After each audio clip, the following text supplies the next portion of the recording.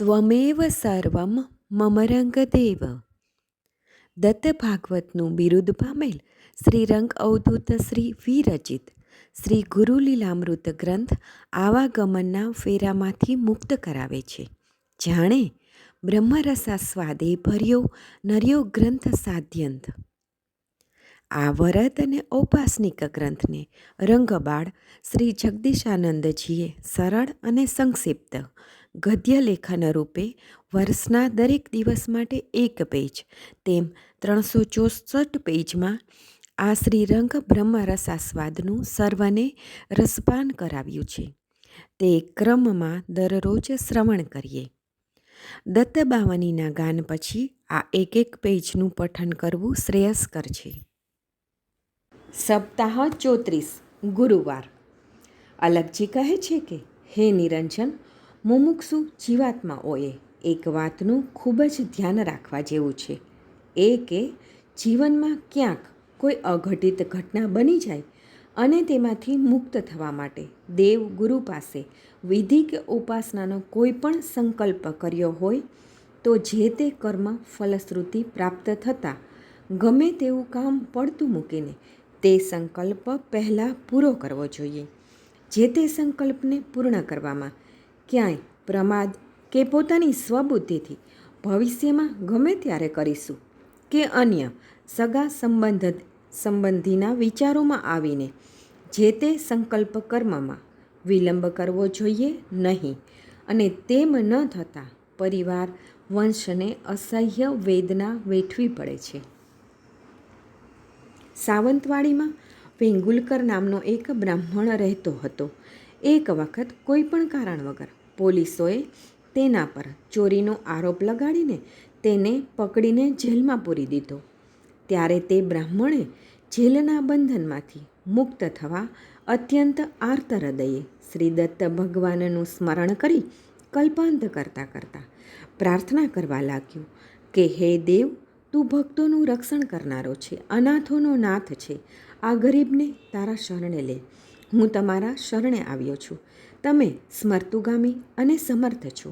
તમારા આ છોકરા પર ખોટું આળ આવ્યું છે. હે દેવ, આ સંકટમાંથી મને છોડાવનાર તમારા સિવાય બીજો કોઈ સમર્થ નથી.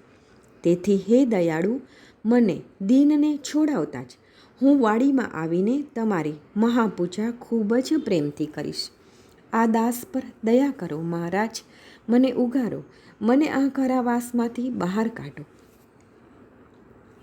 બ્રાહ્મણનો આર્તનાદ સુણતા ભગવાને એવી લીલા કરી કે જ્યાં પેલા બ્રાહ્મણને કેદ કર્યો હતો ત્યાં એક ભયંકર મોટો સાપ ફૂફાડા મારતો આવ્યો. આ ભયંકર સાપને જોઈને પોતાનો જીવ બચાવવા પોલીસો દોડીને ભાગી ગયા. તેની સાથે સાથે આ બ્રાહ્મણ પણ દોડીને જે રસ્તો મળ્યો તે રસ્તે સૌ સાથે જીવ બચાવવા નાસવા લાગ્યો. પાછળ સાપ પડ્યો છે, તેથી કોઈને પાછું વળીને જોવાની હિંમત ચાલતી જ ન હતી. તે બધા મુખ્ય માર્ગ છોડીને આડે માર્ગે જંગલમાં ગયા. એકબીજાથી દૂર પડી ગયા. દૂર જંગલમાં ચાલ્યા જવાથી પાછળ સાપને ન જોતા પોલીસોનો ભય દૂર થઈ ગયો.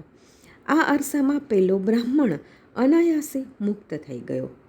પોલીસો તો પેલા બ્રાહ્મણને ગોતવામાં ફરતા જ હતા, પણ તેવામાં એક નાનકડા ગામમાં કોઈનું ખૂન થયું હોવાથી પોલીસના ઉપરી અધિકારીઓએ પેલા પોલીસોને ખૂનની તપાસ અંગે જંગલમાં મોકલ્યા.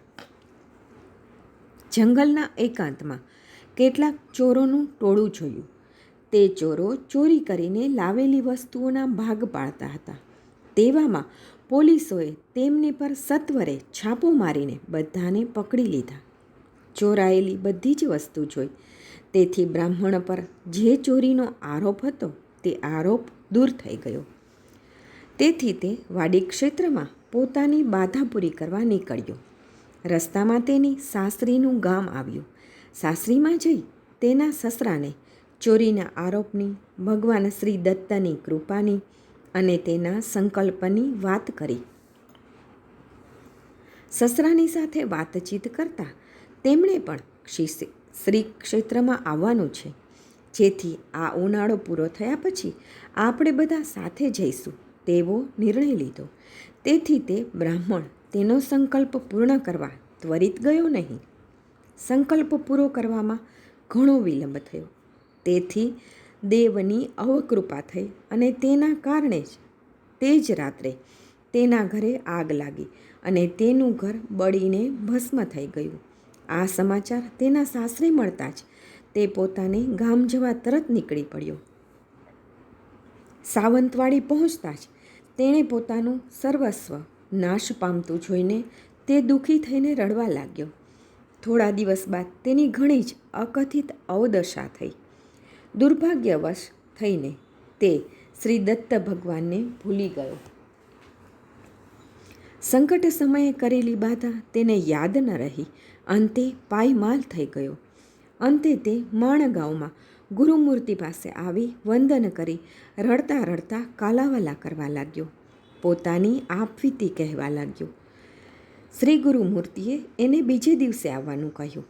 ત્યારે શ્રી દત્ત મહારાજશ્રીએ શ્રી વાસુદેવને પેલા બ્રાહ્મણની બધી જ વાતો કરીને કહ્યું કે તેને તમારી પાસે આવવા દેશો નહીં. બીજા દિવસે શાસ્ત્રી બુવાએ તેને પાસે આવવા દીધો નહીં.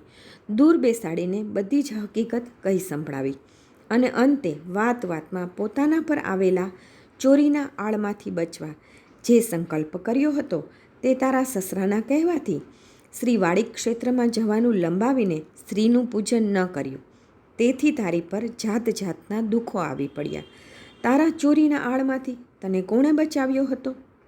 શ્રી દત્ત ભગવાને કે તારા સસરાએ? શાસ્ત્રી બુવાએ એને કહ્યું કે પહેલાં વાડીમાં જઈને તારા અપરાધની માફી માંગ. પ્રથમ લઘુ રુદ્ર સહ દેવની મહાપૂજા કરાવી દેવનો પ્રસાદ ગ્રહણ કરીને તું મારી પાસે આવ. પછી તારું દુઃખ દૂર કરવાનો ઉપાય બતાવીશ. તે બ્રાહ્મણે શાસ્ત્રી બુવાની આજ્ઞા પ્રમાણે વાડિક ક્ષેત્રે જઈને બધી જ દેવ પૂજા શ્રદ્ધાભાવથી કરીને પ્રસાદ લઈને તે પાછો માણગાંવ આવ્યો અને શાસ્ત્રી બુવાની આજ્ઞા પ્રમાણે જપ તપ કરી દુઃખમાંથી મુક્ત બની શ્રી દત્તના ચિંતનમાં રહેવા લાગ્યો.